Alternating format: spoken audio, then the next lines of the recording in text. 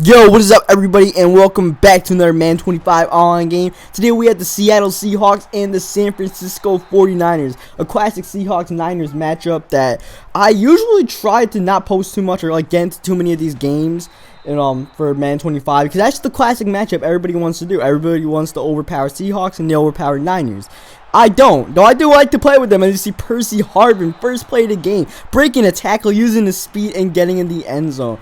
That was beautiful. It might have been the second play, but still, it was a great play to get a touchdown right away. And, yeah, I usually avoid these matchups because, I usually like to bring the different teams, different matchups and stuff like that. But, this game I decide why not. Grab the Seahawks. I don't play with them too often. And, of course, the Niners is the team to go against because I don't feel like taking the Jags against them. And they're both overpowered in their own ways, The one thing the Seahawks probably have over the Niners, though, is Percy Harvin, like I mentioned. Because Percy Harvin's faster than any Niners receiver, as far as I know. His 96 speed and his ability to block and break tackles like that probably makes him better than any Niners receiver. But the Niners have Vernon Davis. As you see Vernon Davis go down there on a 3rd down and 14, but he is coming back.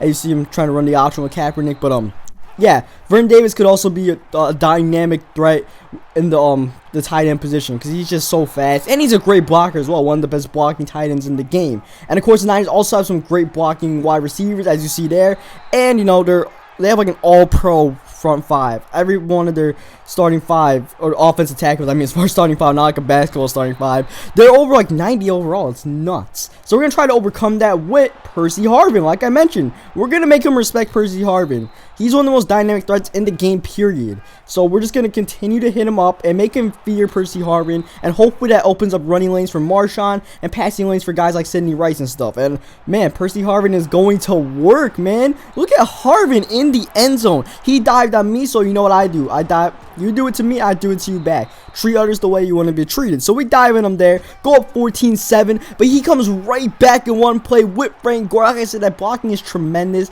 You could just, hit a hole. There's a hole to hit, you're probably gone. There, he almost went gone, but Frank Gore is not the fastest back. Though it doesn't really matter, because next play, Frank Gore just, skips loot into the end zone. No problem. Just, get in there freely. Because that's what we're trying to do. We're not trying to play defense out here. And eventually, someone's going to have to play defense. Because neither of us have proven to be able to so far. Someone's going to have to get a stop if they want to win this game. And I'm just hoping that's not going to be him. That we're going to continue to move the ball here. And I'm feeling good. He's sending quite a lot of pressure in this game. And that's what's allowing me to pass the ball so much. But I do want to establish a running game eventually. And with Marshawn, that's not too hard. Because Marshawn will carry tacklers. He is the Skittle Beast. Some people are overpowered in this game. DeMarco Murray. But some people like Marshawn Lynch or Adrian Peterson, they're straight up beasts in real life. So you can understand when you get stiff-armed by Alfred Morris or something like that. And I just made the mistake. That I was talking about.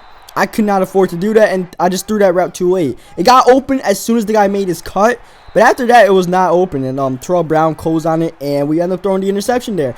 Just really horrible read there by me, and now here he comes with his unstoppable offense. Nothing I can do. The run game is killing it. And there goes Frank Gore again in the open field. Being chased down by Browner, who makes a touchdown saving tackle there. But look at Gore. 6 rushes for under 54 yards. We're going to have to get a stop sometime. In the meantime, in the passing game, it's all slants. All slants and maybe like a wheel out the backfield. And that's it.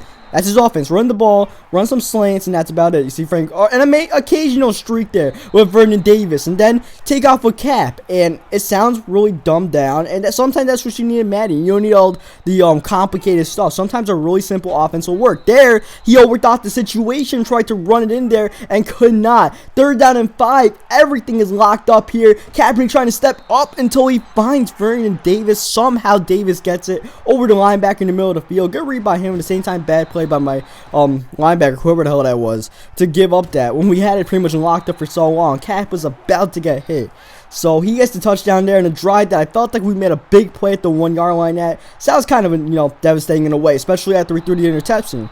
Sometimes we're gonna have to get that stop right back, and we want to win this game. In the meantime, we'll work on our offense. I still feel confident, even though I made that one mistake. That's all it was. It was a mistake. But we're gonna have to do it without the Skittle Beast I just mentioned, because Marshawn is done for the game. He broke his collarbone. He's done for like the season, even though there is no real season. And here, read option with Russell Wilson, because why not? We have Turbin in the game, but who needs to hand it off to Turbin? You see, look at this man, rest of the season or something with a broken collarbone. Like only Vernon Davis' injury was like that. But since I'm the guy playing with the Seahawks, I lose Marshawn for the game. That's cool, though. We'll make it work. As you saw Russell Wilson there, we'll make it work. And, oh, man, we were so close to a pick there. Instead, Vernon Davis able to fall forward to a manageable 3rd down and 2. And he almost threw a pick there. We had these slants locked up. I know how to lock it up. I know what he wants. Slants, drags, all kinds of stuff. And the pressure comes through on 4th down and 2. And, yeah, we had it all locked up there, man. And thankfully the pressure came through, or else someone might have gotten open. But he didn't get it off, so that's what it's all about. He tried to go for him 4th down 2, did not get it. Big gamble for him to give me the ball in good field position. And now we both exchange stops, and now it just becomes more possession game, and whoever makes the next mistake kind of thing. But right now, it's going to be a possession game, because 2nd down and 1, we're throwing to the tight end. If you look at the clock, there's not that much time left. With 26 seconds left, 1st down and goal, we throw out the backfield to Turbin, who gets in the end zone, and now he only has 22 seconds to work with. He gets ball a half, and if he could get even a field goal here, that would be huge for him. But if he doesn't, then we have the 1 touchdown lead heading into halftime. And he can't get anything done right now. Just runs out with Kaepernick, panic move. They're not going to get him anything when he needs a bunch of yards in a few seconds. And he ends up throwing an interception to KJ. I believe that's KJ Wright instead. And with 7 seconds left, we could make this a 2-possession game, then that's what's up. And we're getting really close there with Percy Harvin to the 41-yard line. And Hauschka might have been able to kick that field goal, but I wasn't sure I could be able to make it. I'm not really the greatest field goal kicker out there. I usually don't get the full power. I don't know why. I'm just stupid. But I usually never make it the full power. And I decided, let me throw an out route here. A short out route in 3 seconds just to get a few extra yards. But it didn't work. Lesson learned, I can't do a short out route in 3 seconds. Especially when the receiver tries to toe tap it. So we go into halftime up 7. And we're still happy about that. Going up 7 when we haven't played like an ounce of defense. We just got 1 4th down and 2 stop. And we still are not playing any defense here. 2nd down and 4. All the time in the world in the pocket to go deep and almost get a touchdown. But Chancellor breaks up the pass there. Great play by Cam Chancellor. But 3rd down and 4 is able to hit the tight end in the middle of the field, who gets injured. I'm not sure if he comes back, but he took a shot from Chancellor. Next play, we send a blitz. Bobby Wagner gets through there in the blink of an eye. 2nd down and goal. He gets pressure again. He gets sacked again. And a goal-to-go situation is now 23 yards away. Great stop by our defense. And oh man, another sack. A goal-to-go situation ends up as 4th down and goal at the 31-yard line. Great defense, great pressure, and great coverage to allow him to get sacked, because those are just coverage sacks. Those weren't pressure. Well, the first one was a pressure sack. The other one were just coverage sacks, though, so that was really good. We forced him to a field goal, and now we're in the driver's seat right now. We could make it a 2-possession game by getting a touchdown here, and that puts all the pressure in the world on him. So that's what we're going to try to do here. And Robert Turbin, he's trying to do his best Skittle Beast impression. I guess Marshawn was like, before I go, I'll give you a pack of my Skittles. Do what you got to do, young man. And Turbin got stuff done. You see Turbin get a nice gain. Turbin in the open field. Almost a touchdown, but Alden Smith came from the other side of the field, but it's all good. He got us the 1st down. Next play, oh, did we feed some skills to Sidney Rice too? That man just played bowling with some 49ers and got in the end zone there. Unfortunately, we get called for a face mask penalty on the pooch kick. Come on, Madden. But we got the 2-possession lead, so I'm feeling great right now, because eventually the clock is going to become his enemy. Though it's not going to be right now, because Cam Chancellor can't cover a tight end streak to the 2nd string tight end. So we get the touchdown right away there. That was depressing, but we got the offense right now. Our defense is a secondary problem right now. Our offense is the main thing. Our offense keeps on scoring points.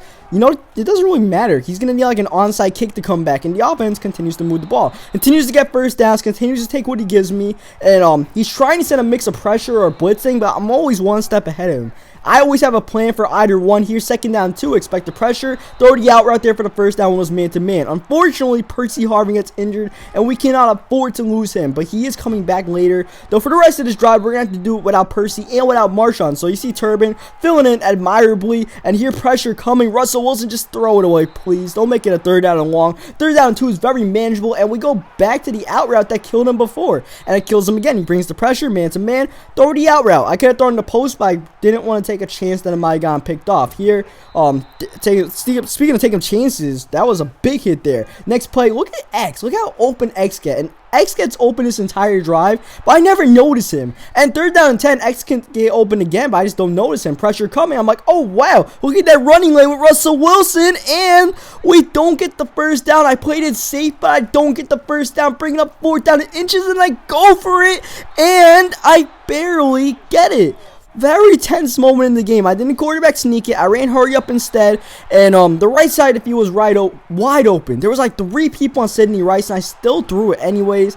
And I got it. Thankfully, Sidney Rice fell forward, and it was all good. And you see, we thought he out here to Sidney Rice, but Russell Wilson's numbers just jump out the stat sheet. 24-28, maybe 25-29. Now we're just going to try to take off, but we don't really get anything there. 2nd down and goal, looking for the completion for the touchdown, looking at why, cannot get it, and we just get out of bounds there. Don't fumble it. Just let the play another down. And look at the clock. Look at look how much I killed the clock. 3rd down and goal at the 6. Huge play here, and we run it in for the touchdown. Well, God knows who the 3rd string running back is. But we catch the edge and the touchdown, and we killed a ton of time on that drive. A lot of 3rd down and 4th down conversions, and now the clock is legit. It's everything in the world to this guy right now, because without the 2-minute warning, he's going to need to kick some onside kicks, most likely, to come back in this game. In the meantime, he's going to try to get a touchdown here, and there's really nothing I can do. I just cannot play defense on this guy. He's like, I'm always a step ahead of him on offense, but he's always a step ahead of me when he's playing on offense. Whenever I try to change something up, he goes here. That, which is the case of Brandon Browner blowing his coverage. I don't know why the hell he did that. But, yeah, he's still always a step ahead in there. Runs the triple option. Just put in the middle of Frank Gore, because I was watching the outside. He goes inside. And now the onside kick for the game. And we get it with Percy Harvin. And he's down a timeout, which means we can just kill the clock with a 1st down. Even if we don't, the clock is pretty much done. The fact that he only has 2 timeouts instead of 3 is very critical in this situation. It means we don't have to press to get a 1st down, but I come out in 5 wide anyways, because I just felt confident I could get the 1st down 5 wide. 3rd down and 3, 1 1st down ends the game, and we go back to the out route. And what I mentioned earlier, when X got open on the last drive, the game is over. He's out of timeout, so I'm just needing this one out. But he was playing a yellow zone on the X receiver, expecting the out route, and I never ran the out route. So I guess he decided I was not going to run it again. Went back to man, and I ran the out route. And if I ran the out route when he had that yellow zone, I would have thrown a pick. I would have not expected it. So sometimes, things just work out in your favor, It just works out that way. And that's the way it did for us. Like that 4th down inches when we stumbled forward. And despite the fact that we didn't play defense, we came out with the win anyway. So hope you guys leave a like on the video if you enjoyed this game of no defense. Subscribe for more Madden 25 online games. And it's coincidental, like the 2 best defenses in the NFL. Like, didn't play any defense in this game. But, yeah. Subscribe for more Madden 25 and all that. Like the video, that stuff I just said. And, I'll catch you guys next time.